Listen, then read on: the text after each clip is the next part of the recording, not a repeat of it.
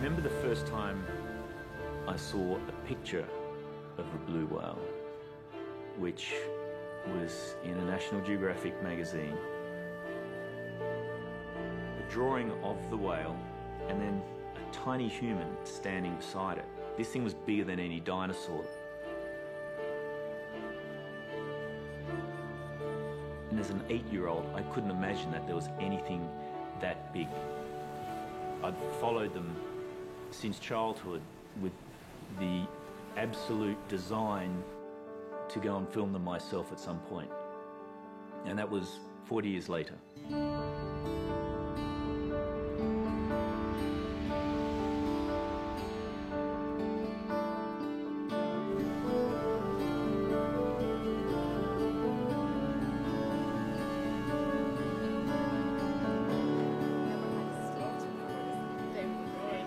Dr. Lindsay Porter is a cetacean expert, and Ben Fogle is a UK adventurer. So Lindsay, just tell me what kind of whales in particular are we looking for? Today we're looking for the blue whale. There are two different types of blue whale we'll see in the area, the true blues and pygmy blues. And how do they differ? Pygmy blues are slightly smaller than true blue whales. Yeah, when you say slightly smaller, what sort of size are we talking about here? 25 metres.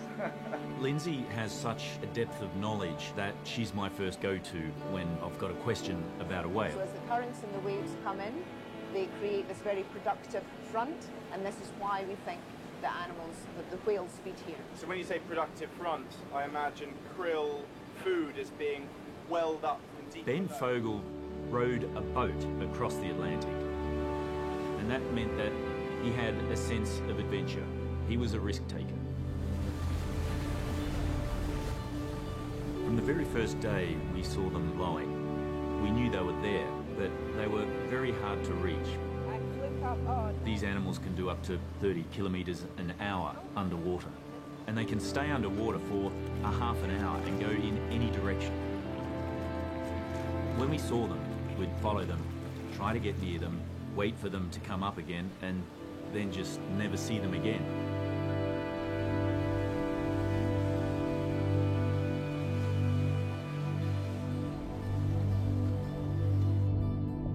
Tell me what I should be listening out for. For whales, you need to listen for a low frequency monotone. And for dolphins, oh, can you hear it right there? The high-pitched whistles? The high-pitched whistling, that's dolphins. That's the dolphins? That's the group of dolphins we just passed, yes. How far away do you think they are now? They'll still be within a kilometre. That's a long way for it to It go. is a long way, yeah. It's a big ocean, they've got to talk to each other over distance. That's incredible. We travelled up and down, 50 miles off the coast, for 2 weeks, trying to get close to these animals. We ran out of time. We started heading back to port. Oh, look. At 2 o'clock, and another flow 4, and it looks like he's going to fluke up and dive. So he'll probably be down for another 10 minutes or so.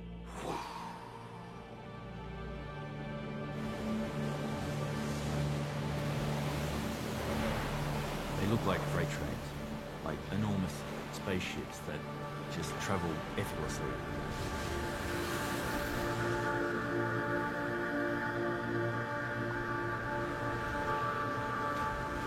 Every piece of them looked like something I'd seen on a re-engineered on an aircraft or on a supercar. When they fluke, they arch like that. Their tail comes up vertically and drops straight in the water, and you can barely hear a sound.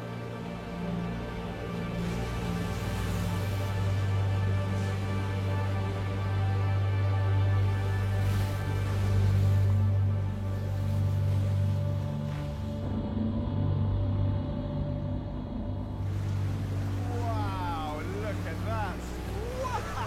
Wow.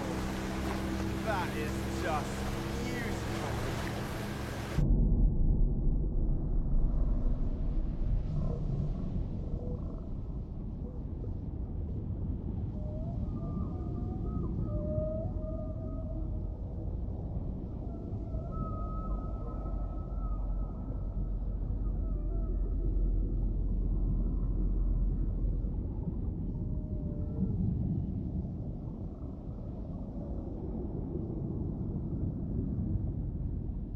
It's the first time that we believe that anyone has ever filmed a juvenile pygmy blue whale underwater.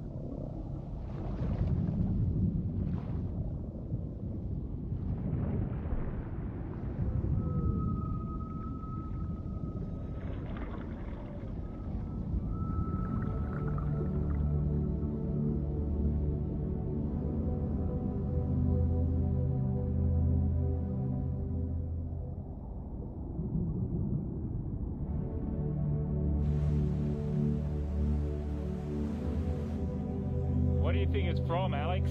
Is it from a ship? We were in the Indian Ocean off the coast of Sri Lanka, where there hasn't been any commercial fishing because of the civil war. The beaches have been closed for up to 30 years. We thought this was a relatively pristine environment.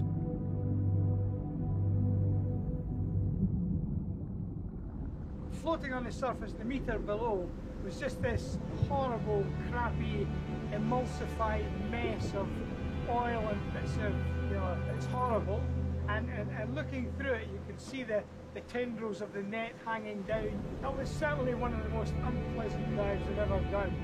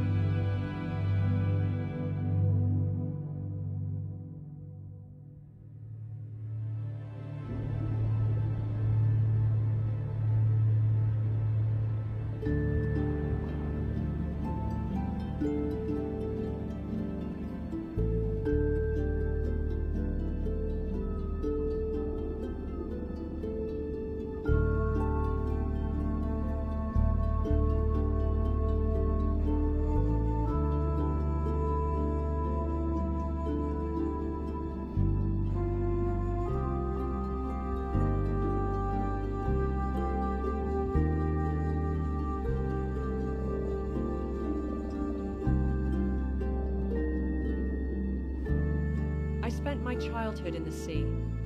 Growing up in Grand Cayman, we didn't have organized sports after school. We didn't even have a TV until I was 13, so the sea was my playground. As a freediver, it was the place where I proved myself to myself by traveling to the absolute edge of myself.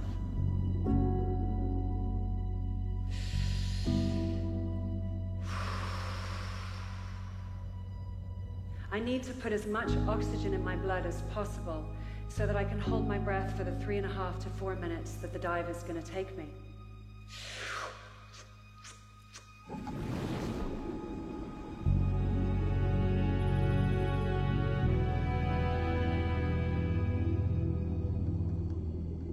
"525 feet is beyond the crushing depth of Second World War submarines.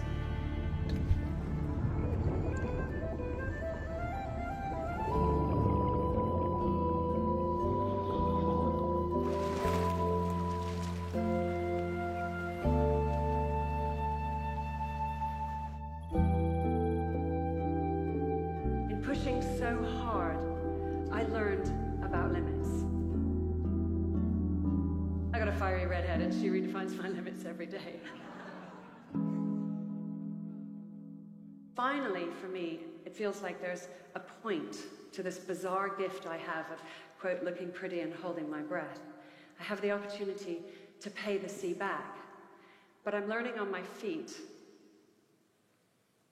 I didn't know that in the last 10 years, we've made more plastic than we did in the century before that.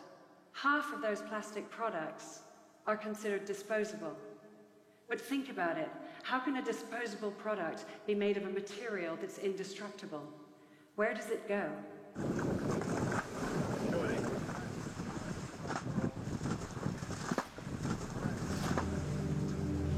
This is a Bryde's whale.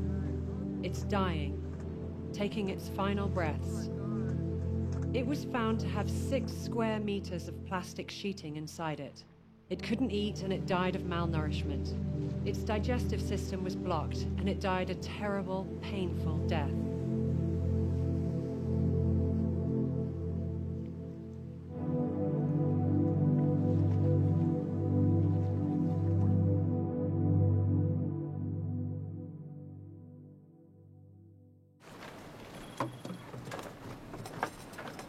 Yeah, it's got a hole in it. This is all some of the rubbish that we found in the floating jetsam and flotsam in the ocean. We'll get Ben to go through it, but there's even a pack of unopened biscuits. You can see it's been there for some time with the mollusks that are growing off it. There's crabs. There's a crab in there. Look. So quite extraordinary. Another one here. The detritus that's built up in these areas where they don't have the benefit of getting rid of the rubbish. Well, we're about 20 miles offshore. It's been trapped in the river mouths and now it's all been flushed out into the sea. Of course, this is one of the main areas where we're hunting for the blue whales to film, so this is right in their environment. They feed by opening their mouth and just sucking up whatever's in their path. They take in hundreds of gallons of water, they express that water and they feed off the krill and tiny fish. But they can't tell the difference between krill and plastic. Disposable lighters. They just say, you know, this is never going to degrade. These are going to be floating there for a very long time. They'll break down to very small particles, and that's if some large marine mammal doesn't come along and swallow them whole. It's got nowhere to go. This is where it lives now. Well, to contrast that area of affected ocean by those plastics with the virgin blue water that you find very close by, well, there's just no comparison. The animals of the world deserve the blue ocean, not that sort of shit. I started to wonder what's happening in oceans elsewhere on the planet.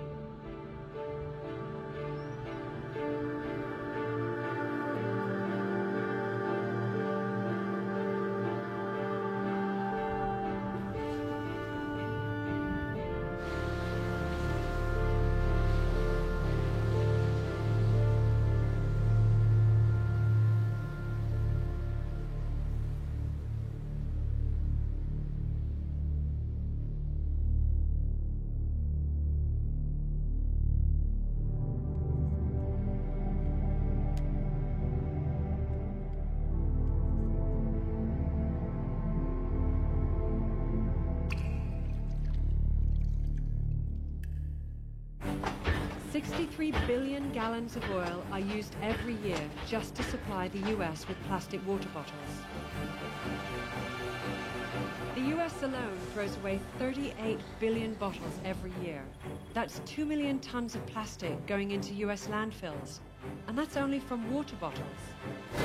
In this year alone, every single person on the planet will use and dispose about 300 pounds or 136 kilos of single-use plastic. Plastic is wonderful because it's durable, and plastic is terrible because it is durable.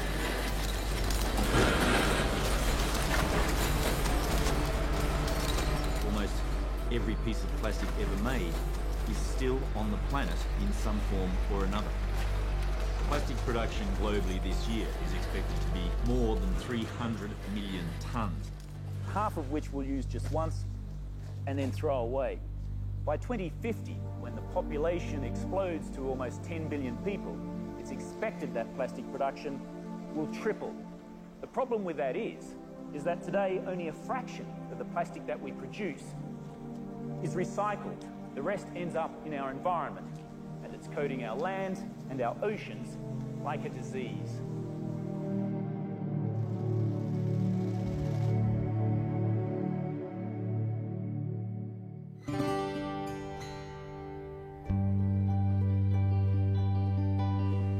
Tasmania smells like freshness. It smells like salt spray. Primitive. It just smells natural. It has the cleanest air and water measured anywhere on the planet.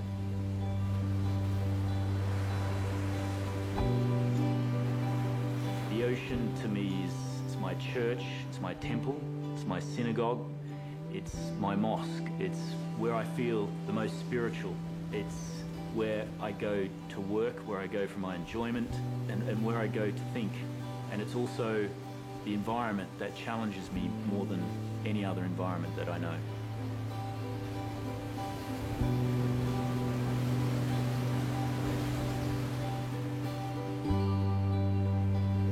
Growing up, my world was exploring the rock pools. Tiny little fish that I could catch and study and release a day later. My mother was very caring and very supportive of anything that we wanted to do. And she picked up very early on, I think, my fascination with wildlife. I'm fourth generation journalist. It is believed that he is heading to Moscow. We're on a truck taking rice down to Santa Fe. Okay, it's not live, is it? Yeah. Hang on, wait. Whoa. Further outside Kathmandu you travel, the worse it seems the damage becomes. Small villages like this one, Sangku, stood no chance against the moving earth. These rescue teams have been unable to access inside this city. The town that I grew up in was an industrial town. I remember coming out after training from the Surf Lifesaving Club, where I was a member with just stinging red eyes. So when I worked for the newspaper, I wanted to investigate what was causing that. We started doing testing on the water in Emu Bay, and what we found was that there were these heavy amounts of organochlorines, and these contain dioxins, which are cancer-causing agents. I put this to the government of Tasmania, and they admitted for the first time that these dioxins existed and that they were dangerous. Within 10 years, all of those industries had closed, and today the fish are back in the water. The water is blue again, and it's a very beautiful city.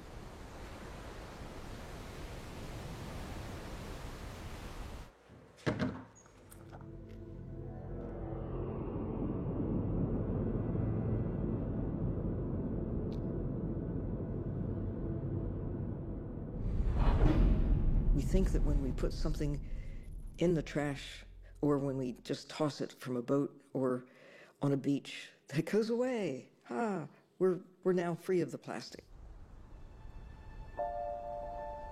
Over 80% of ocean plastic leaks from land-based sources. Even if you don't live near the ocean, chances are your plastic garbage has found its way to the sea. The Great Lakes in North America are a good example. 80% of the litter along the shorelines of these majestic lakes is plastic.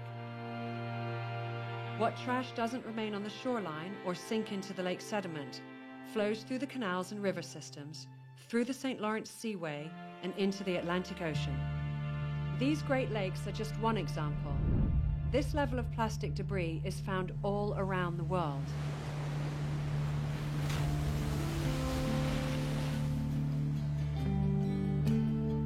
Thousands of years of agriculture and industry have made the Med one of the most polluted bodies of water on the planet.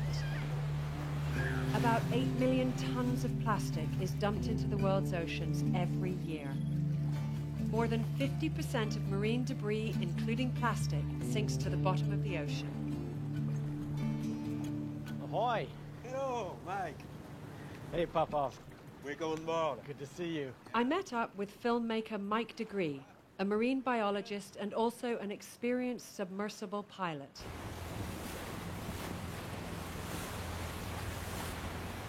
It'll be interesting to see just how far-reaching it really is to be this far offshore and see whether the plastic that we know is coming from that direction is winding out in the depths out here, right? I'm really looking forward to, of course, diving the sub, but diving the sub in the Med, a place that has more fishing impact than most bodies of water on the planet.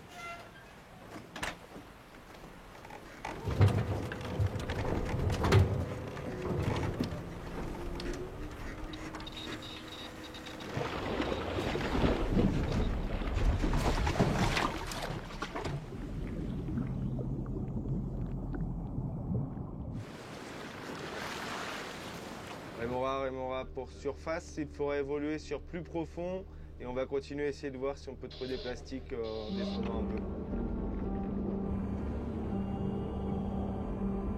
Hey Mike, it's Tanya. Can you tell me what you're seeing down there? You turn the light on and you're descending through these particles.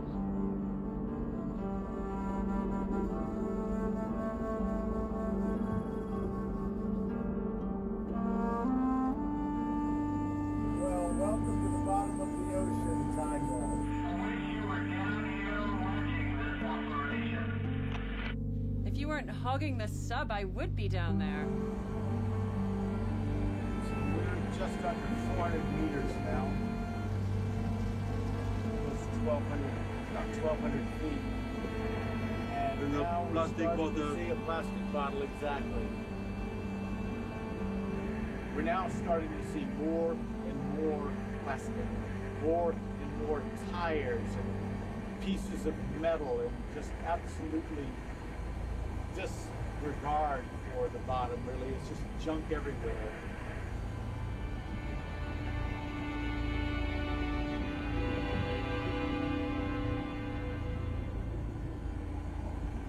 Fishing line is a really dangerous thing to see in a submarine. You can get entangled in it and stuck to the bottom.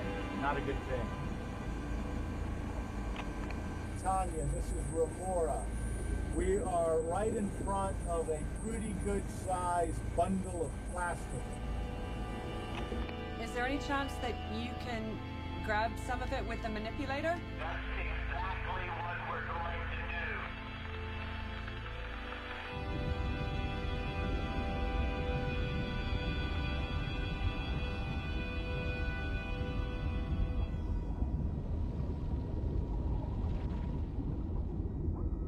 It looks like a lift bag. Someone see a lift bag? It's a what? C'est des parachutes d'eau. C'est des parachutes, c'est des systèmes d'équipe pour sous-marins. We saw unexploded bombs, old parachutes, and plenty of plastic rubbish. Our scientists commissioned a small, remotely operated vehicle to travel over 1.5 miles down to the deep trenches.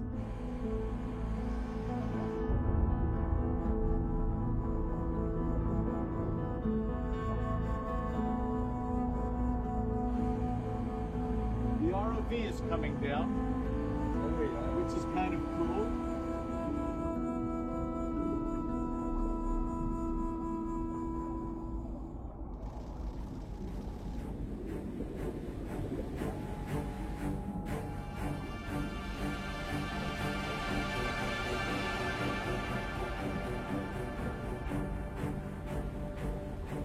Here, where the daylight never reaches, the eddies and currents have collected scores of plastic bottles. This plastic could remain here forever.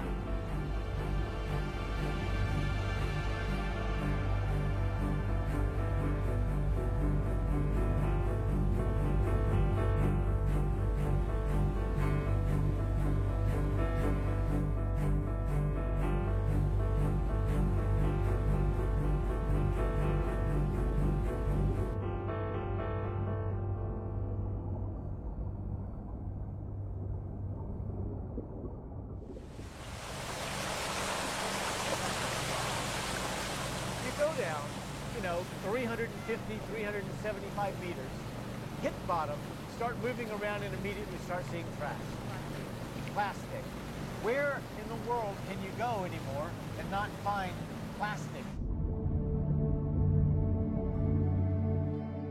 Our oceans are driven by 5 major circular currents, or gyres.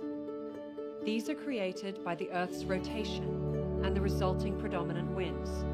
Each continent is affected by these massive systems. They collect waste flowing from our rivers and coastlines, and over time, anything floating within the gyre will eventually move towards the center of the gyre.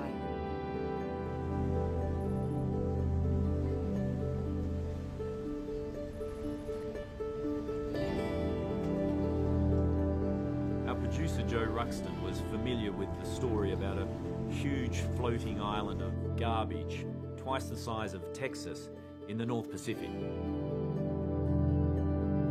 Joe joined Dr. Andrea Neal and her team on an expedition to this great Pacific garbage patch. So we're deploying the Manatrol, and we're going to look for fine particulates and debris. This mesh here is 333 microns, which is in the size range of zooplankton. The Manta trawl captures material on the surface. It will take anything the size of a pinhead or larger. Looking out over the vast expanse of clear, sparkling water, there is no plastic in sight.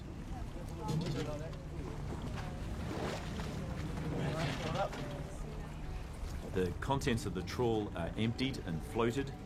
The tiny pieces of plastic then reveal themselves to Joe and Dr. Neil. Scientists estimate that there are more than 5 trillion pieces of plastic afloat in our oceans worldwide. There is no floating island of plastic. What exists is far more insidious. What exists is a kind of plastic smog. These tiny pieces of plastic that are floating on the surface of the ocean come from larger pieces. Over time, the sun's ultraviolet light, ocean wave action and salt break it up into smaller pieces called microplastics. Microplastics have rough, pitted surfaces. Waterborne chemicals from industry and agriculture stick to microplastics, making them toxic poison pills.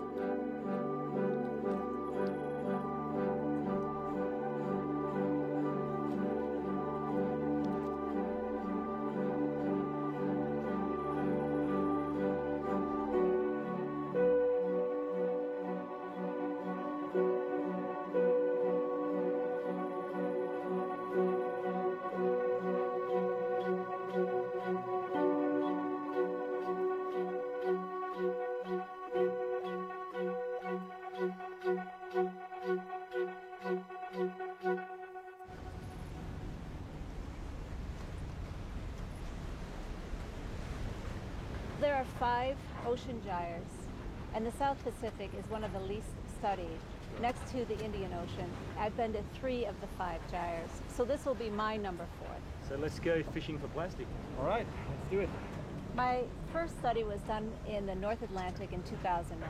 We took a series of 7 samples, and by weight, we then estimated that the North Atlantic had 3,440 metric tons of just microplastics. We're not even including the larger plastics. It seems really heavy. Maybe we caught a coconut. Oh, that's Wow. Oh, yeah. You can see how well this device works. Yeah. It collects everything. They look like they've just broken off something. Yeah, and they're they're very fragile. tiny. Look at this. Michael, I think we found our first noodle. Yeah, Okay. exactly what that is. Pre-production pellets. Those things float all around the world, don't they? That's right. What does it look like to you? It looks like a little egg.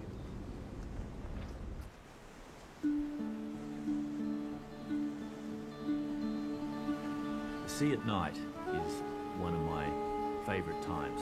It's when the ocean truly comes alive and you can virtually see the food chain in action.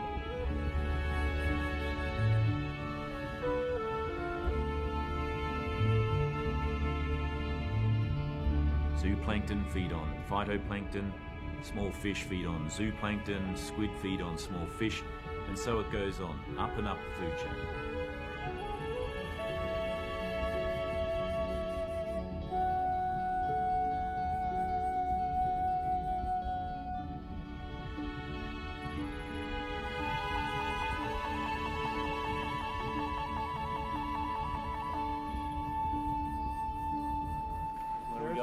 Oh wow! As well as these ones. Well, should we get them on the table and open them up and have a look and see what's in there? We'll start with this guy. That's something harder here. Oh yeah, what's that?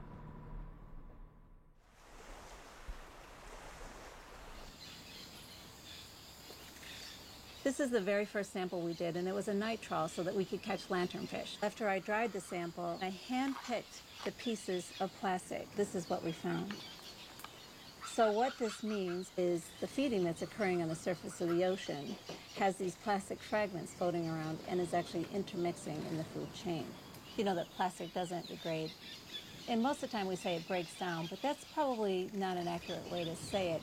It actually breaks up, so it's more proliferated, and when it's proliferated, there's more opportunities for plastics to be ingested. Many of the marine creatures eating this kind of plastic are in our food chain. Does that mean then that this plastic is getting inside of us? The problem is these plastics adsorb chemicals that are free-floating in the ocean.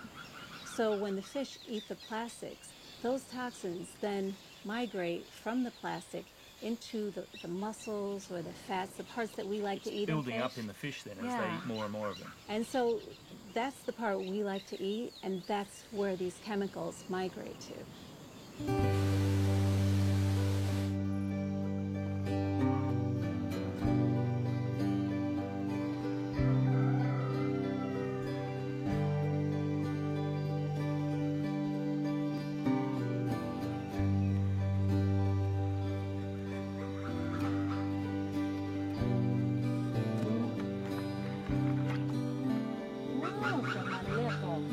Big rib.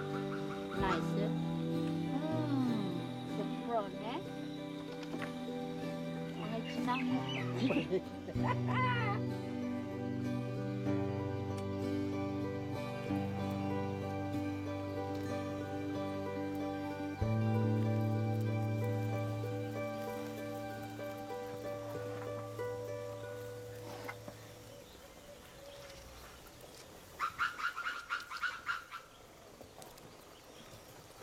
Hello, Rosie. Hi. How are you? I'm Bula. Hi, Bulas. Salota. Dinner. What are we cooking? We're having taro leaves with fish in coconut milk. That's a very traditional Fijian Yes, it village is. dinner. Yes, it is. It smells really good, except for the smoke. Yeah. Just really making my eyes water in here. Did you light your fire using plastics for this fire? Always, yes. And you do that every time you cook food? 3 times a day. Instead of buying kerosene, you use plastic because it's easier to burn. Much cheaper, much more easier cheaper. to find, it's free. Very much, and it's free. I'm feeling that in my eyes. Do you feel that affects you in any way? You start having problems in breathing, and you have problems in coughing, and sometimes you can have headache. But it doesn't really bother us because we've used that for a long time. So you're used to it? We're used to it. Yeah, whereas I'm not, which is why I'm crying right Yes, now. you're crying, and I hope you're not crying because of me. There's no chance. I'm crying because I won't get to try this food. What I'd like to do is bring back a scientist, if we can, and do some measurements on the smoke and just see what kind of chemicals are being released from the plastics as you cook. Would you let us do that? Yes, of course. And then we can have a look at maybe some of the health implications of starting the fires with the plastic. Yes, I think that's a good idea.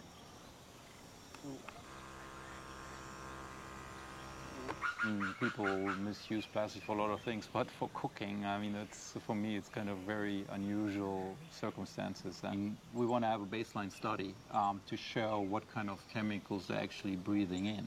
Because the lung is an interface between that air, what we're breathing in, plus the smoke, and our blood system, and then so we get it in our systems. What did we find today then with the experiment that you did with this device? I'll show you. These filters are white when you put them in. That's brown, almost black. Yeah. This is a mini lung. This could be what they're absorbing into their lungs. Pretty much. This can't be good for your health, can it? What we know specifically from this PAHs and a combination of those is that there are cancer causing. That's one thing. But there are also maybe phthalates in there which are evaporating from plastics, which have a large percentage of this phthalates in there to give the plastic the properties. If you breathe them in, they have hormone-changing properties, so-called endocrine disrupting properties, and a lot of other health effects as well. Professor Sue Jobling is the editor of the recent World Health Organization report on endocrine disruptors. Endocrine disruption is disruption of the normal functioning of the body's hormonal system. They fool the body into thinking that they are hormones, and then they either block or mimic the action or production of hormones. And in doing so, they interfere with very many bodily processes: growth, metabolism, reproduction, and critically early development. The majority of ocean plastic comes from just 6 countries.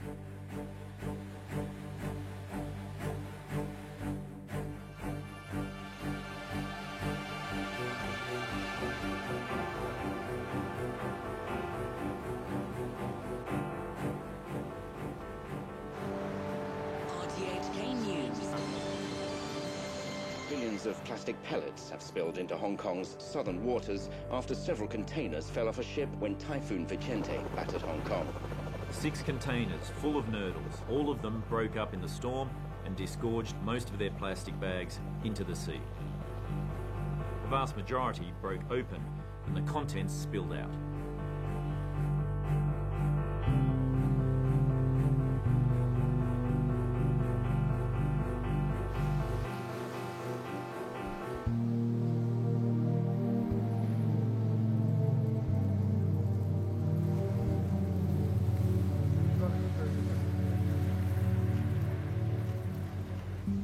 Just plastic pellets everywhere.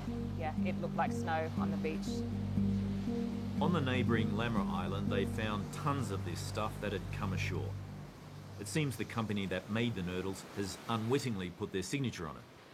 Sinopec, a giant Chinese oil company that makes nurdles for distribution worldwide.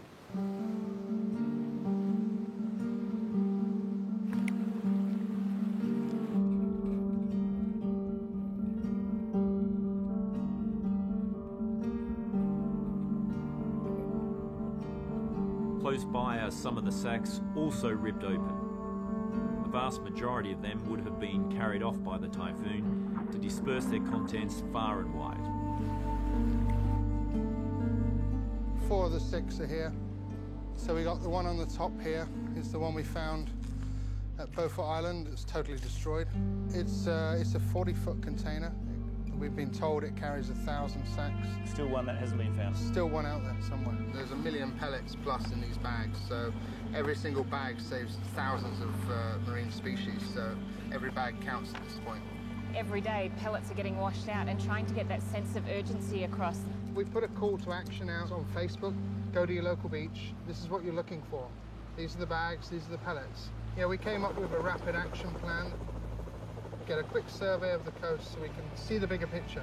And from that, then we isolated some hotspots. Which beach, Cheung Chau Moi Wo, needs more people to help? Beach number 1. I set up the Facebook page, Plastic Disaster Hong Kong, and it went from 80 to 1,000 likes in a few hours. And it became pretty much the one place where all the information was being posted by everybody. And even the government were checking it. Sinopec were checking it.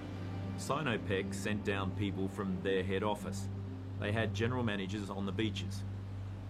They have been very responsible. They have been down. We had an emergency meeting about it. They're very concerned and they're offering all the assistance they can. Thanks for helping, guys. There's some more concentrated pellets down the end there. Once you let people know what the problem is, people have their own ideas and can contribute their own ingenuity to help solve the problem. The people of Hong Kong realised the severity of the problem and just came out in their masses to help. And that is something I will never ever forget.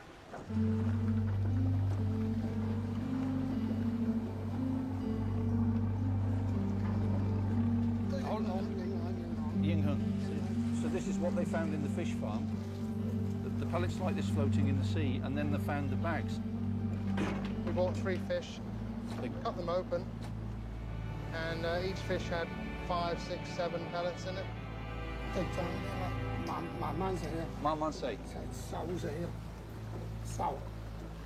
Because they can't ingest anything, they can't take in any more food.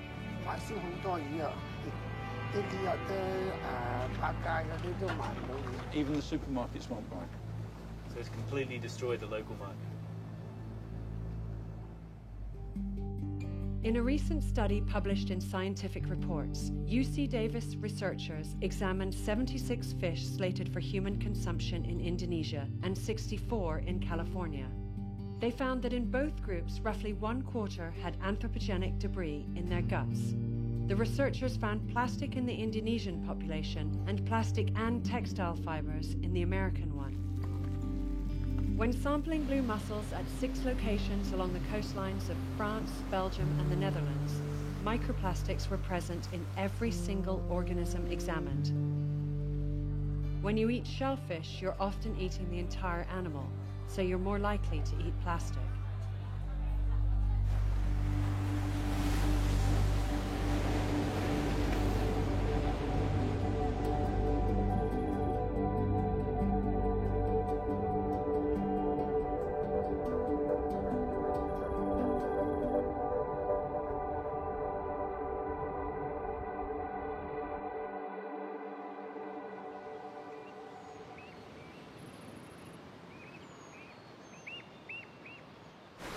Lord Howe Island is a World Heritage Site and home to migratory seabirds like the shearwater. Seabirds are incredibly helpful because they act like an army of scientists. They travel thousands of miles across the ocean. They pick up plastic off the surface of the ocean. They bring it back to their rookeries where they feed it to their chicks. And that provides an incredible amount of scientific data in terms of where the plastic comes from, its distribution, and how it breaks up on the ocean surface. Dr. Jennifer Labers, she's devoted her life to studying the plight of seabirds.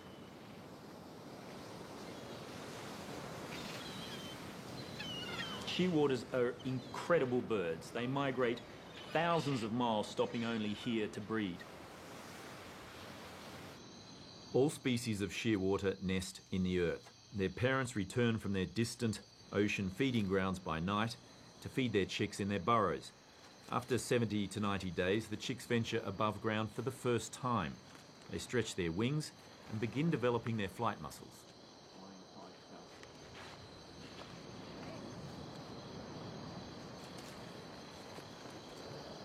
We're going to put some ambient temperature salt water just like he would normally be fed by his parents. And Ian's just going to hold the mouth open here, and I'm going to put the tube down into the stomach if we can get him to cooperate for a moment. Have you ever received serious injury from one of these? Indeed, have I ever. More than I can possibly count. Depending on how full his stomach is, we could be here for a little while. Nope, still nothing. Still nothing. There we go.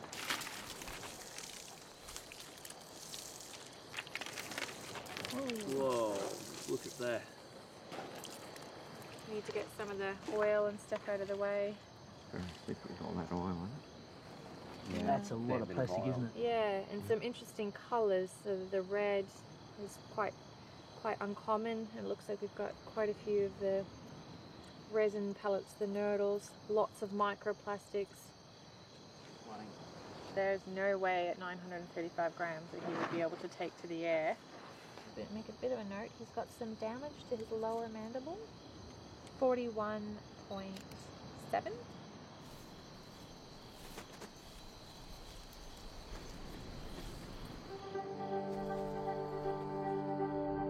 Garbage thrown away in the United States can make its way to Antarctica.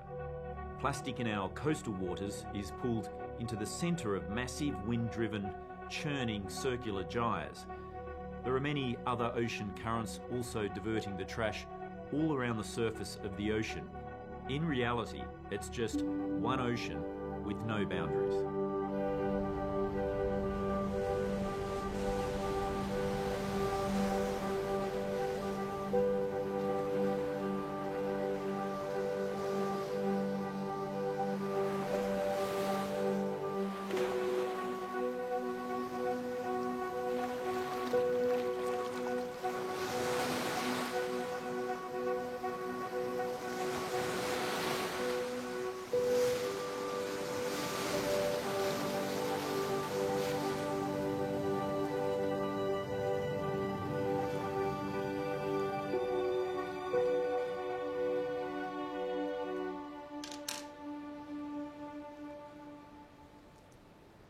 Yeah, the stomach is very, very full, and if we look here, there's some very dark pieces, some very light white pieces, and if you see, you know, as I push on this, it's absolutely rigid, completely full of plastic all the way up.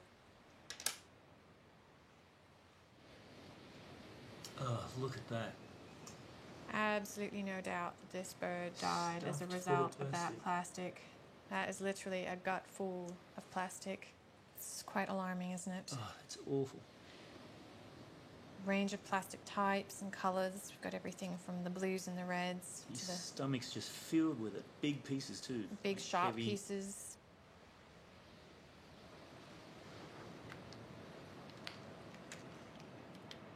Oh wow, look at the size of that big black piece. That is an enormous piece of plastic. Unbelievable. Look at the size of that.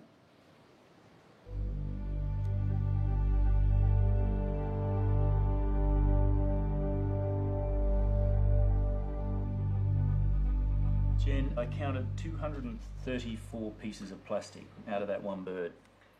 Is that a record? Not even close, unfortunately. So for this species, the record is 276 pieces of plastic inside of one 90-day-old chick. And that plastic, when we weighed it out, accounted for 15% of that bird's body mass. So that's a pretty scary statistic. If we translate that into human terms, it gets even worse. That would be equivalent to you and I having somewhere around 6 or 8 kilos of plastic inside of your stomach. It's equivalent to about 12 pizzas worth of food inside of your stomach.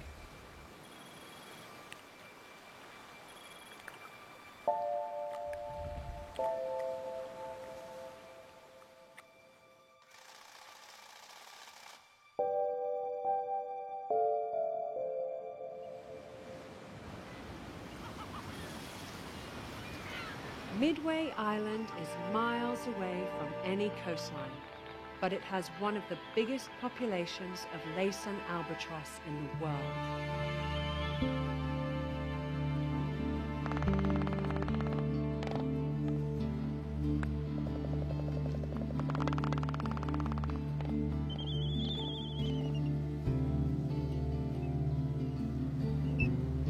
Like the shearwater, their parents have traveled thousands of kilometers to find food.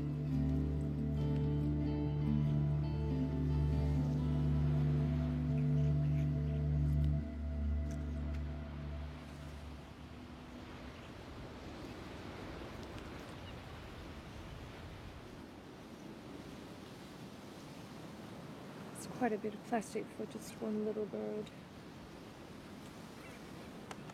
The parents were trying to do the right thing. There's a lot of squid beaks in here, and this purple colour is evidence of the squid ink. It's just a shame that every now and then they got it wrong and got it wrong in a bad way.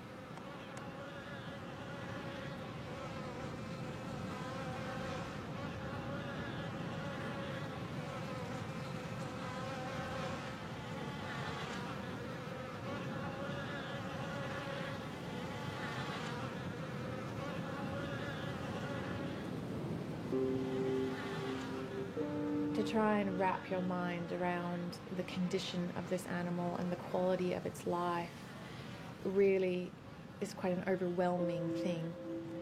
I do have some pretty rough days, have to go home and really wrap my mind around where do we go from here. All week we've been cutting up birds, and this is without a doubt the absolute worst one that I've come across.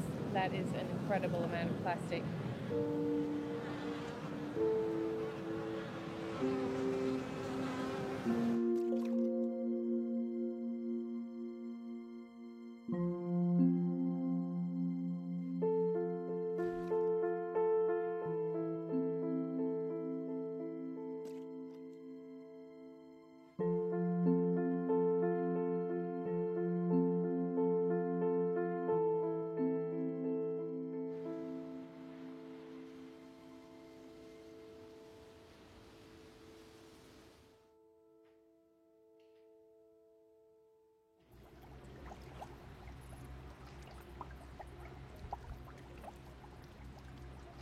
I've come to Asanara, a small island off the northern tip of Sardinia, to meet with Cristina Fossi, a professor of ecotoxicology at the University of Siena.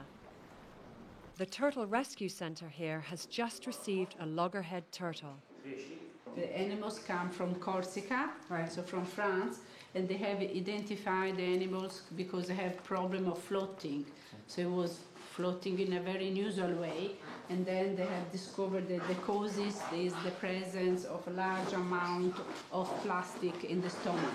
These plastics? These plastic, they produce gas, and then the animal are not more able to go down, to die. Does he have to perform a surgery to remove this? No, he used very simple stuff. Yeah. One that was used to remove the gas from the intestinal tract.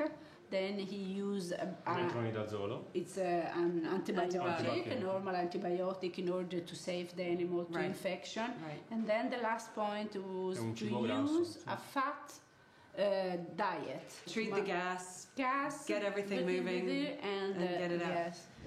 So commonly, plastic bag that floating on the surface can be misunderstood as a jellyfish. And then you can eating days after days. Plastic bag or other pieces of plastic, obviously the consequence at the end can be lethal for the animals.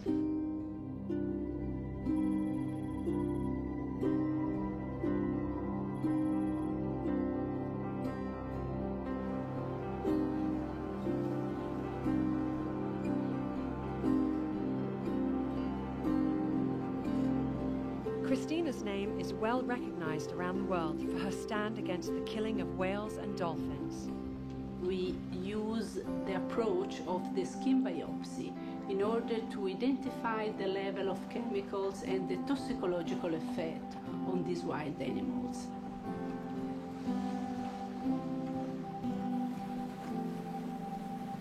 Today we are moving around the Gulf of Asinara, try to see some bottlenose dolphin, then we collect some microplastic samples.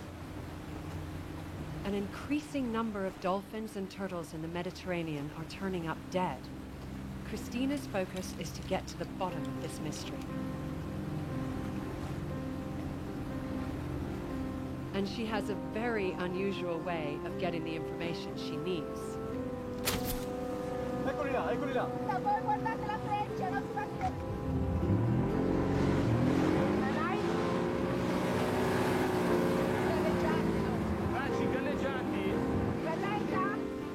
How can you get a tiny piece of blubber from whales and dolphins without hurting them?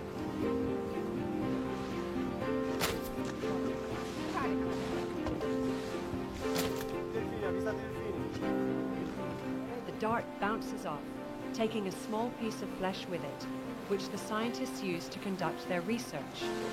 It is very difficult.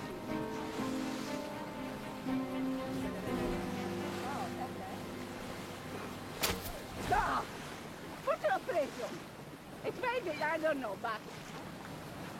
So we can start to process the biopsy that was collected with the darts. The species is bottlenose dolphins.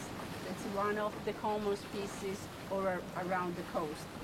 And we suppose also one of the most polluted ones. You expect that you're finding derivatives from plastics in the blubber of these animals because they're consuming other animals that are directly consuming the plastics. Exactly. And so if the plastics are in the food chain for the dolphin, they're also in our food chain. Exactly.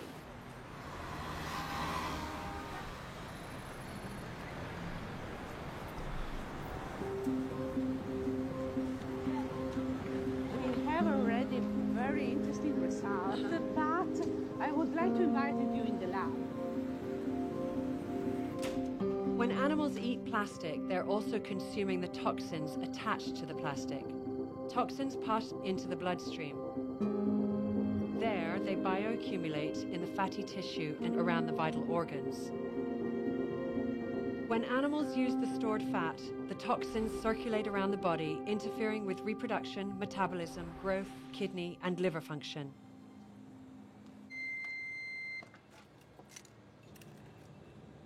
As we have seen this day, there is a clear evidence that plankton species and fin whale, for example, have a very high level of phthalate that we consider one of the plastic derivatives. But that data can represent a real warning signal of exposure to the Mediterranean environment, including human, in a real toxicological risk.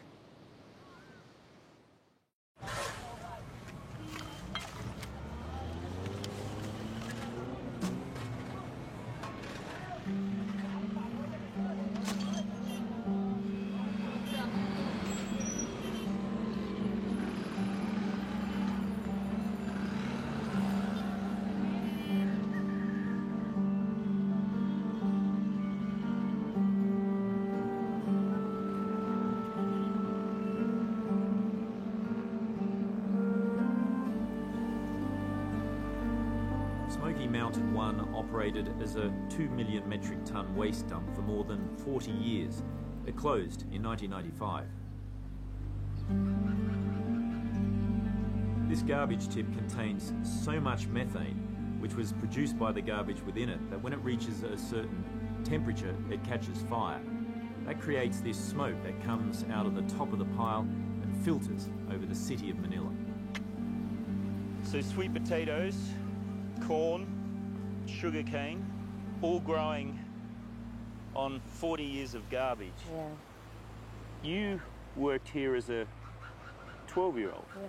To earn money to support my family needs. And what would you collect up here? Recyclable, yeah, like bottles, cans, and plastics. This local chap here is still harvesting the plastic that's in the ground. No plastic. It's just everywhere. What's the most common disease here? Pulmonary. Pulmonary, Yeah. such as tuberculosis? Yeah. Yes. Emphysema? Emphysema, yes. My father died of emphysema.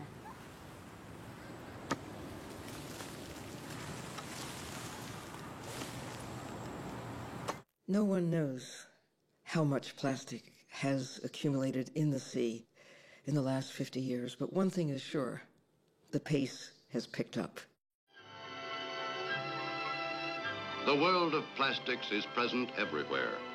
Yet this presence is but a premonition of a future world. Our children will see a bit of that world, and our grandchildren will not see the end of it.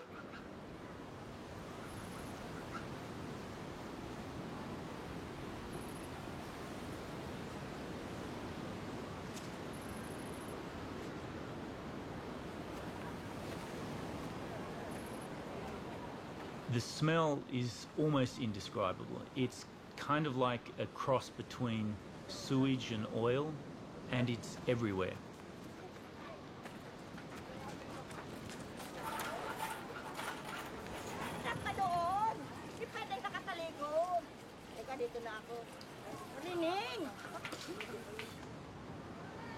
The ground to within 2 inches above it is covered in flies.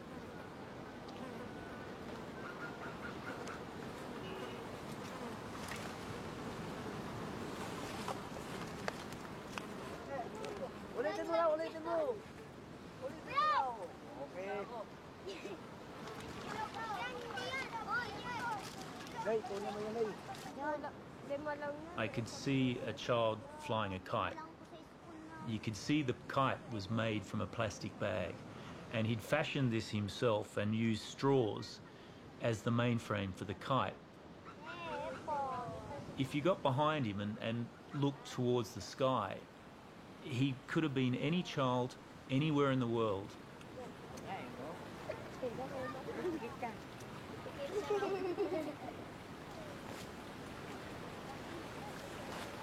Every time it rains here, every time the wind blows offshore, the sludge, the plastic from all of that rubbish ends up straight in Manila Bay.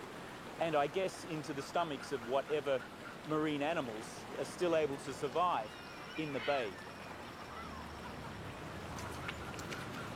A lot of plastic here. I guess a lot of this is brought in by the river.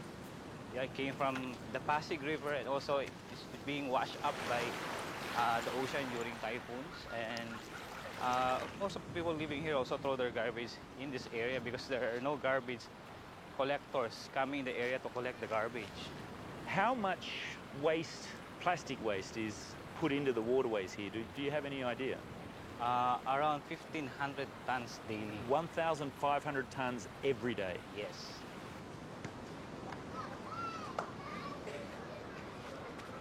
One more. Ready?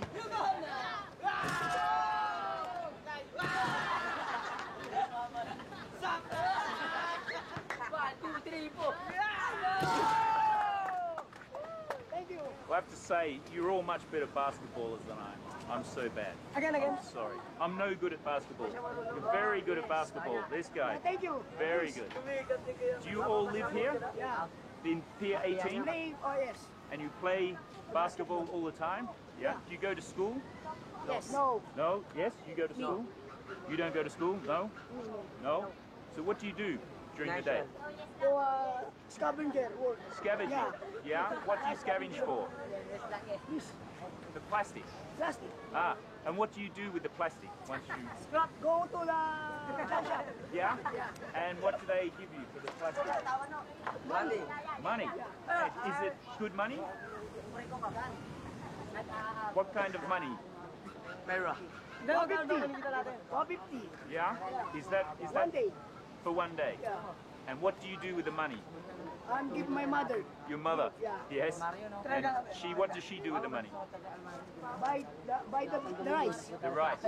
Right, so you can grow up, be healthy, play good basketball. Show me, give me a shot.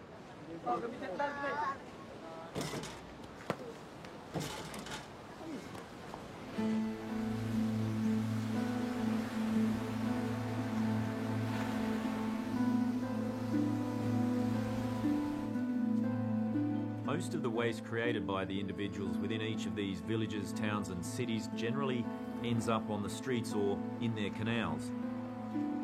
It's easy to understand how these sorts of places become delivery systems for plastic into our oceans.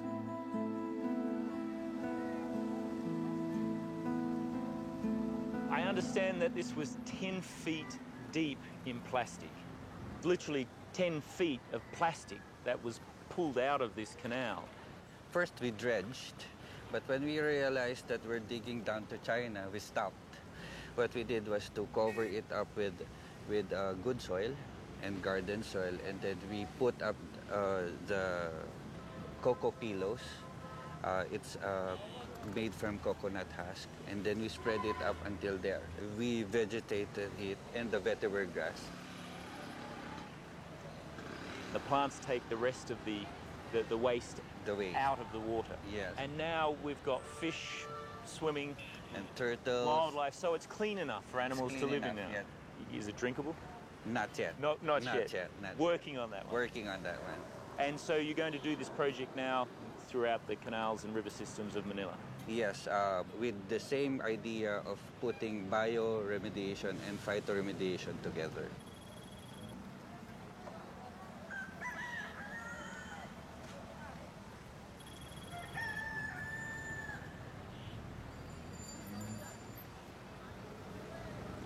Do you think that will solve the plastic pollution problem here? The one that will solve the plastic solution is the behavior of the people around the Estero.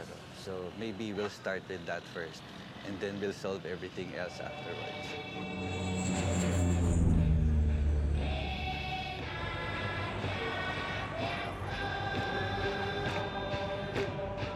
I'm off to visit the tiny, isolated coral atoll of Tuvalu in the South Pacific near Fiji. As a mother, I care deeply about the effects of plastic on our health.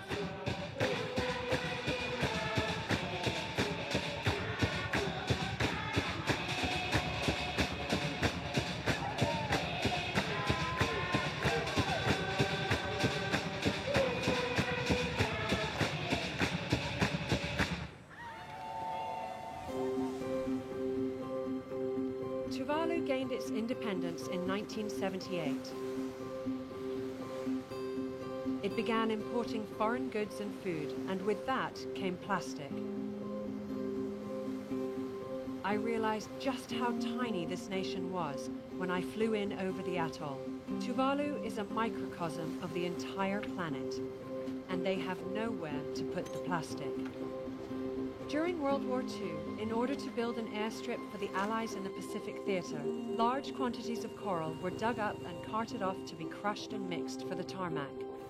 Gaping holes left behind are called borrow pits. They were never filled back in and are now used for refuse.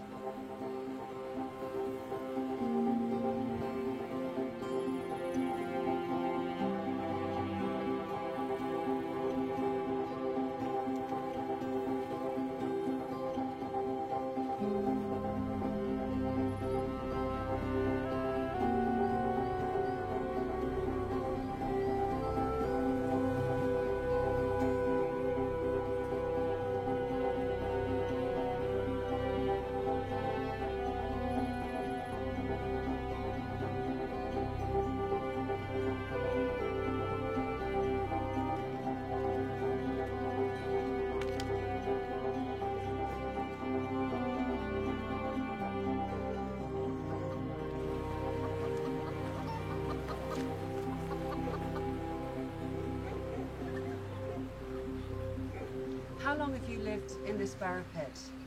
25 years. 25, so you're 25 years old? Yeah. In your 25-year lifetime, have you seen the amount of plastic in your surrounding community increase? No, very increase. Before, in my early childhood, I don't see any plastic because we don't used to import packaging plastic. Tell me what it was like growing up here as a child. We always swim at the barrel pit. We don't know that there is effectiveness to us. We just swim and then we go. We like fishing. You used to fish out of the Barra pit and eat the fish, but you don't do that anymore? No, we don't eat the fish. We just feed the pigs. You feed the fish to the pigs? Yeah. What kind of health problems are you seeing people suffer from? Flu. Some people, they get cancer. And then some people, they don't pregnant. People in the Barra pit are having problems conceiving? If things don't change in the Barra pit, but the people stay here, what do you think will happen? I think they get disease and they don't want to leave. Like, this is a nice place, but because of the imports in packaging, they destroy our paradise. And I want a good future for my children, because I love my children.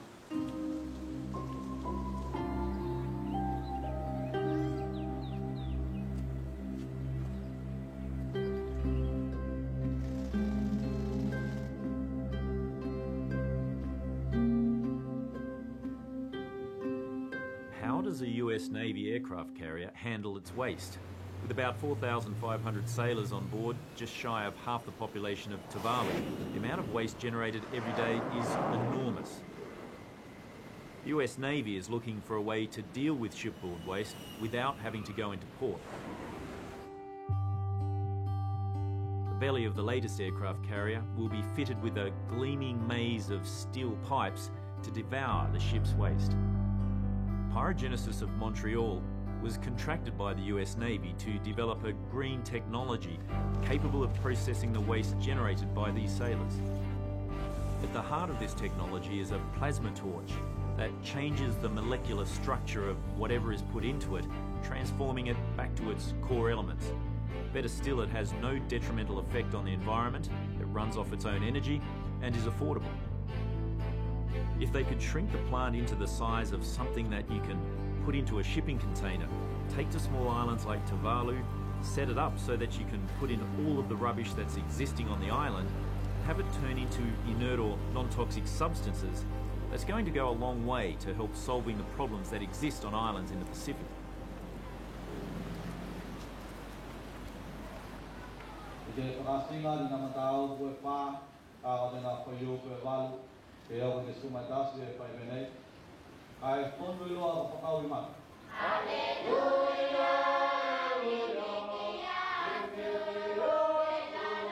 If an innovative, workable solution like pyrogenesis is not implemented in places like Tuvalu, the quality of life will continue to decline. The island will eventually be choked by its own plastic waste. Combined with the rising sea level caused by climate change, Tuvalu's habitability is under serious threat.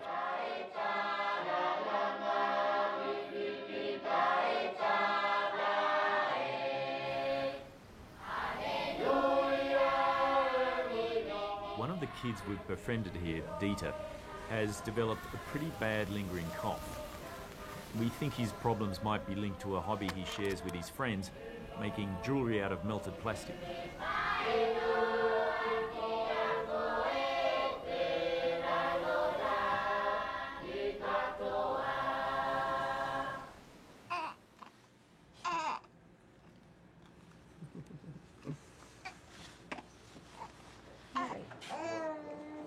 Tanya is extremely protective of her children, so she's incredibly engaged in their well-being, particularly where she has control, and she has control over her environment. This is Charlie, huh? Surprised he wasn't born with a face mask. Yeah, right. And a nose clip. And a nose clip. It wasn't easy for me to conceive. I'm an older mum. I worked really hard for this. All the time trying to conceive, being really clean in my body. Went through my entire pregnancy without taking so much as a Tylenol. Throw the line in there, Tills? This is actually catfish corner. My kids make me really passionate about the subject. Annoyingly passionate. You know, ask my husband. He'll roll his eyes. He goes from this guy who is washing Ziploc bags, and I just think, oh, I'm winning. My husband is washing Ziploc bags. I see them drying in the sink, and I'm like, yes. But then he'll forget, and I see, you know, plastic wrap over a food, and I'm like, no. No, you've had a very healthy lifestyle. You haven't been able to control every aspect of it. So the likelihood is he may have plastic in his system. It's terrifying. It's awful, and you know, it's made me question sometimes, gosh, is even having children the right thing to do? I'm still very, very motivated to obviously do the right thing by myself and my family, but also to try to incite change where I can as an environmentalist, as an activist. I'm optimistic because it beats the alternative.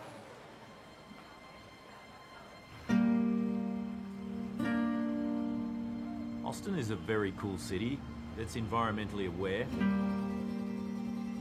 It was the first city in Texas to ban the plastic bag. It's an oasis of eco-friendly people in a state that's headquarters for the largest oil companies and petrochemical plants.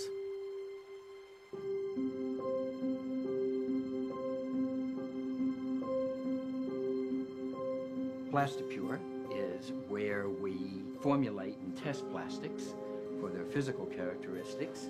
On the Certichem side, where we are here, we test plastics and other substances as well as individual chemicals to see if they have estrogenic activity. A lot of plastics, perhaps the great majority, probably, release chemicals that have estrogenic activity. Estrogenic activity, or EA, happens when a chemical like BPA or phthalate leaches from plastic and enters the body, where it mimics the hormone estrogen. 92.6% of Americans aged 6 and older have detectable levels of BPA in their bodies. The levels in children between 6 and 11 years of age are twice as high as those in older Americans. Are all of those chemicals not regulated? No, the FDA at present does not have any regulations for how many chemicals and what levels of chemicals having estrogenic activity can be released from plastics or from cosmetics or papers or silicones. So how is the general public protected from that kind of thing? They aren't. They aren't. From baby bottles to sippy cups to food can liners to water bottles hydrating the youngest athletes, consumers have been exposed to a root chemical called bisphenol A, or BPA, an artificial sex hormone used as a core building block in close to 7 billion pounds of plastic on the market today because of its strength and resiliency. This isn't a weak contaminant. This is a powerful contaminant, and it's striking right at the core of American public health. When something says that it's BPA-free, is that something I can trust? Over 90% of all plastics that don't have BPA, nonetheless, release chemicals having estrogenic activity. So BPA is not the only bad guy that we need to be looking out for? BPA is only one bad guy. It's like saying, I've caught Al Capone. Yeah. I've just handled the criminal problem in the United States. We do quite a bit of this testing to see where the issues are, but we also use that data to help manufacturers make safer products. Right. The average consumer goes, Pali wada wada? You know, I don't get it. Just tell me what is the right one, what is the safe, what isn't. But when we look at baby bottles, we have to look at all the different components that come in contact with the milk or with the baby. All of the hard and clear materials that we've tested leach these estrogenic chemicals. Other things like the nipple are generally made from silicone or latex. Latex always, from our test, has come back positive for EA, and silicone generally is positive for estrogenic activity. And stainless steel is obviously, as I thought, a better option. If it doesn't have a liner, Stainless steel, it tends to be fine, and glass tends to be fine. But colorants tend to leach a lot of chemicals, so we try to stay away from colorants when we can. Right. When we can't, white and black tend to be the least. The least. Okay. And we've started using a lot more foil in our house rather than this stuff. Foil is a better option. Okay. We use foil in the lab because foil doesn't leach these chemicals. And this, I know, styrofoam. It's a personal pet peeve of mine. The likelihood is estrogenic chemicals will leach out of styrene products. Cold fluids, anything. Likely hot fluids would increase the amount of leaching, but it would still be leaching something. The majority of plastics increase the release of chemicals having estrogenic activity after they've been exposed to particularly sunlight. How do you not consume it? You can't go anywhere without seeing food wrapped in plastic. You can't go to a restaurant without, takeout boxes being in plastic, hot foods going into plastic. My answer there is, well, demand safer plastic. So what we're going to do is go inside a couple of restaurants and ask them about, we'll ask them for food and see what they can give it to us in a plastic container. Hello, how you doing? Good, how are you? I'm not too bad. Can I get the power plant? Can I get a small berry blast? Hello there. Can I get an orange juice, please? What can I get you for lunch today? I'm getting the BLT. A BLT. Do you have anything not wrapped in plastic? I have nothing to do with the food. Do you have anything other than plastic to put it in? No, you can buy our giant little reusables. Yeah, but that's still plastic. Without the plastic lid's fine. Is that paper? Yes. It is, great, yeah. Do you have anything other than plastic? We have that one in a cold press. It's actually exposed to less oxygen, so it's a way better juice with twice the amount of vitamins and nutrients. That sounds really healthy. Yeah, it's the way to go for the balance. Yeah, that sounds great. Cool, man. But do you serve it in anything other than plastic containers? We have them made at our central kitchen every morning. Yeah. And they bring them to us on the cold press juicer. Yeah. So it's ready to go, bottled for convenience. But that's in plastic, yeah? Do you have something not plastic? No. And you serve all your drinks in plastic cups as well? Yes. Keep the straw, because that's plastic. I'll have to leave it then, I think. Yeah? Yeah. Okay, that's okay. Yeah? Okay. Well, thanks very much. Yeah. All right, what can I get you? Yeah, I felt like I was a bit of an eco-warrior. Tell me, what's my food wrapped in? It's not plastic, is it? I'm going to die of something. Yeah, but do you want to die early or late? My boyfriend actually tells me every single day of my life to not be drinking water bottles from my car, but if I'm thirsty, I'm thirsty. Do you know what? He's right. And you've got that wrapped in paper. That's good. That's impressive for a takeaway place. Take a salad and stick them in like a few of these. Yeah, that'd be better than sticking it in plastic. If you could put it maybe between two paper plates, it's just all the chemicals in this that get into the food. And you've made such a great sandwich by the look of it. We gave in to the sales hype of the 50s that plastic was disposable, that we could throw it away. There is no away.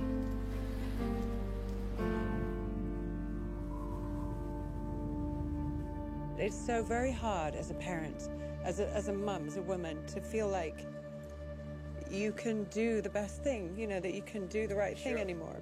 Every day, we're contributing potentially to a dreadful health problem later on down the line.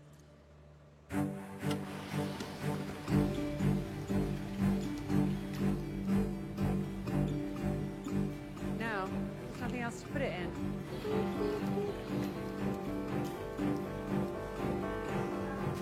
What this white stuff is like the worst of the worst.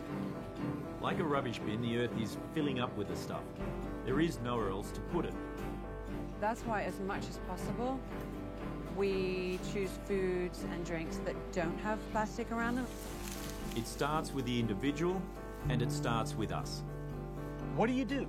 You can't possibly filter out these tiny particles from the entire ocean. You can't filter the entire ocean. In fact, so much plastic is in the ocean now in a form that we really can't get to it, that I feel the emphasis needs to immediately shift toward stop putting it in. Mike Degree is right, but how do we get to the point where we can stop putting it in? Hi there. Speak to the man. That's me. I noticed when I came in here and ordered my sandwich and my drink, they both came in plastic containers. Our cups are 100% plant-based, so they can be composted. You're one of the first places in Austin that I've come to that has an alternative. Is that right? Best alternative option I've got That's for perfect. you today. I appreciate it. At least you've got an alternative. Exactly. Thank you very much. Right. Appreciate Have a it. great weekend. You too. Find me some Gala apples that are not in plastic. Demand that your supermarket deliver your food products in paper or just as they come. They don't need to be wrapped in plastic. And if they are, take the plastic off and leave it with them.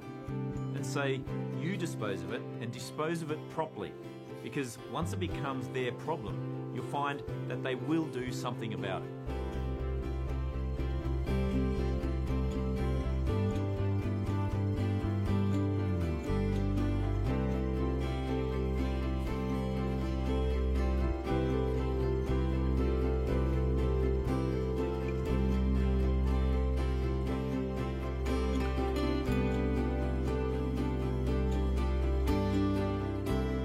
Don't put your plastic rubbish in a dumpster where you know it's going to landfill. In 1991, Germany became the first country in the world to pass packaging laws forcing plastic manufacturers to be responsible for the recycling or disposal of any packaging material they sell. The industry set up a company to oversee plastic waste collection, recognised by the Green Dot. When I was a kid, we used to run around the neighbourhood collecting glass bottles to take to the store to collect a 5-cent refund that we'd get. Plastic packaging pretty much killed the bottle deposit system, but here in Germany, they've reinstated it. You can take your plastic bottles to almost any supermarket and put them in this machine, and what it does is it reads a barcode which tells the machine the kind of plastic that it is, that it's recyclable, and which retailer it comes from.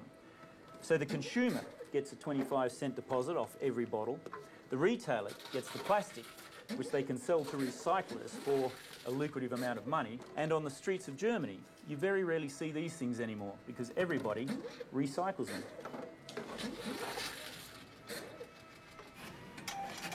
The Germans demonstrated that there is profit to be made. Today, recycling is a lucrative industry.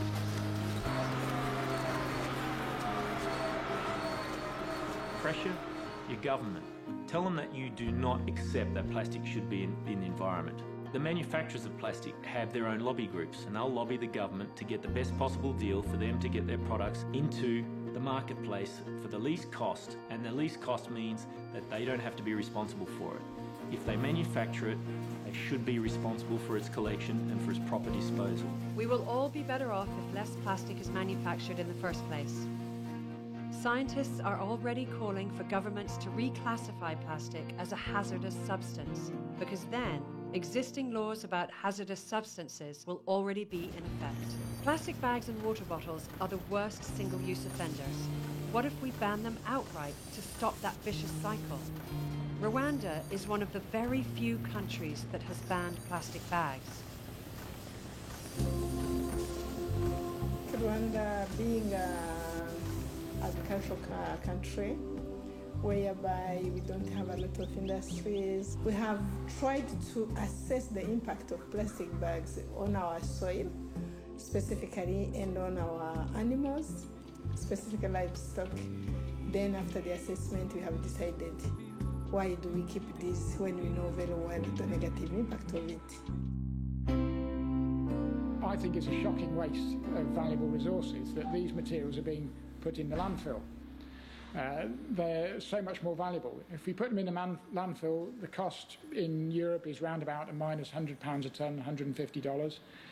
But as a useful plastic, it could be worth plus $1,200, $1,500 a tonne. So it's a huge difference in value. We actually have the answers now to recycling most plastics, and the challenge really is to get everyone on board with those ideas, and also to get the collection infrastructure going right so that we get big volumes coming concentrated in one place so that people can then have the confidence to invest in the recovery technology. Once sorted, recycled plastics are brought into factories like this, where they can become part of a circular economy, cleaned of labels and processed into newborn nurdles ready to be sold once again. As recyclers, we think governments could do more to encourage development of circular supply chains. A lot of recycled plastics can be used back, as we say, in closed loop, back in the same products, and that's happening a lot with bottles and pots, tubs and trays from the packaging stream. But there are plenty of other outlets where a short life item, like a piece of packaging, can go into a long life application. For example, in construction products, in automotive and in making cars and trains and aeroplanes and things like that, where you can get the performance of the recycled polymer just as good as virgin material that's come out of the ground. You can take it from a bottle one day to a shirt the next day. From that shirt, then it can become a component in a vehicle. It can become something that's sent to space. Through the plastic bank, we make plastic waste a currency, so that people in developing countries can earn an income while preventing plastic from entering the ocean. David Katz and Sean Frankson founded the Plastic Bank. They established a social plastic recycling system in Haiti that exchanges plastic for solar cell phone charging, sustainable cook stoves and cash. It's like a fair trade plastic, where it's ethically sourced and it's an above market rate income that they earn. The people in need can go and collect the plastic and create a microeconomy around recycling, and this is something that we can scale anywhere in the world. This is a self-sustaining social enterprise. All of the plastic collected through the Plastic Bank goes through the recycling process and is sold as social plastic to be used in manufacturing by values-aligned brands, or it can be used to 3D print. They're using instead of virgin plastics. If you're choosing between two products and one's made of social plastic and one's not, you're really choosing between, do I help the planet or do I hurt the planet? Social plastic is really our way that we can create an organic global infrastructure. New technology means that waste can now be converted into energy. In Europe alone, there are 15 million tons of end-of-life plastic going into landfill every year. Sinar, a waste-to-fuel company, designed a machine that turns end-of-life plastic, like candy wrappers and snack packets, which aren't usually recyclable, into diesel. Using a heating process called pyrolysis, it turns an environmental problem into a valuable commodity. Each machine can process about 20 tons of plastic daily, making about 18,000 litres of diesel, or the equivalent of 113 barrels of oil a day.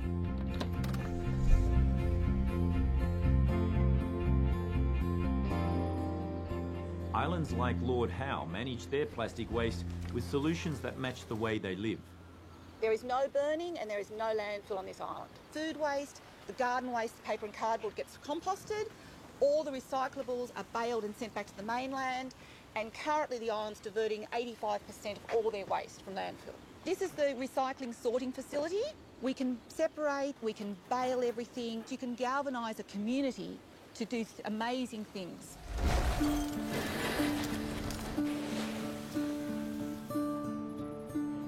The whales are diving into a sea of plastic bottles, and the bottles were collected from the Bristol 10K race. It was important to the artist Sue Lipscomb to make this sculpture out of sustainable materials. She used recycled plastics and locally grown willow. There are 70,000 bottles. That means in some way up to 70,000 people have contributed to this art. I kick off by telling the kids something about whales, and the reaction is just fantastic. They love hearing about how big they are. They really get it. They ask you all sorts of perceptive questions that an adult might not think about. And I really just love the enthusiasm of the pupils. Wouldn't it be great if politicians 40 years down the line still had that same enthusiasm that school children show when they come here? Wouldn't the world be a different place?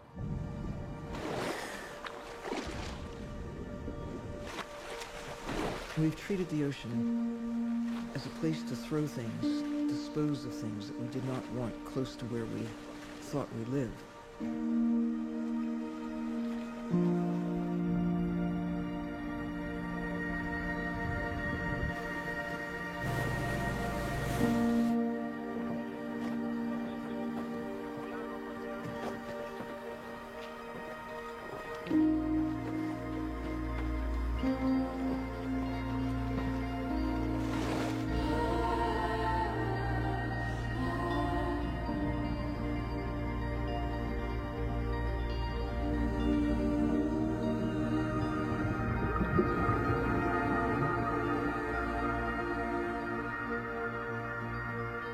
2015, natural history broadcaster Sir David Attenborough met with President Barack Obama. Obama, who spent his boyhood in the natural splendour of Hawaii, grew up watching Attenborough's films. What we're seeing is global trends that depend on the entire world working together. Yes. My daughters, I find, Malia and Sasha, they're much more environmentally aware this generation than I think some previous generations. They think it's self-apparent that we've got a problem and that we should be doing something about it. I absolutely agree. And the young people, they care. They know that this is the world that they're going to grow up in and they're going to spend the rest of their lives in. Right. But I think it's more idealistic than that. They actually believe that humanity, human species, has no right to destroy and despoil, regardless. Right. They actually feel that very powerfully. They do. The whole of the ecosystems of the world are based on the healthy ocean. And if that part of the planet becomes dysfunctional, goes wrong, then the whole of life on this planet will suffer. The whole planet is where we live. There is no away that you can put things and expect that they're really away. This phrase, not in my backyard. The ocean is everyone's backyard or front yard or living space. No matter how you look at it, this planet is governed by the blue part. The world, truly, is mostly a blue place. I'll be just as worried about Tilly and Charlie when they're in their 70s and 80s and I'm long gone. I still want them to be healthy and certainly not suffering the effects of any decisions that I made.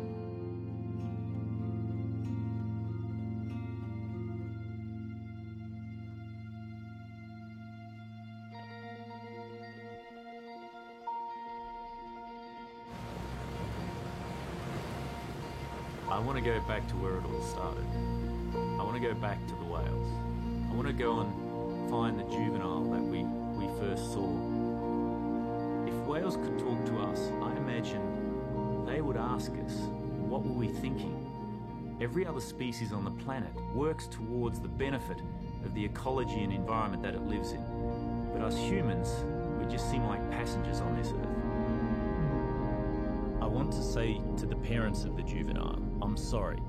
I'm so sorry on behalf of humanity for putting plastic into your home. And I want to say, we'll share this story because from knowing comes caring, and from caring comes change.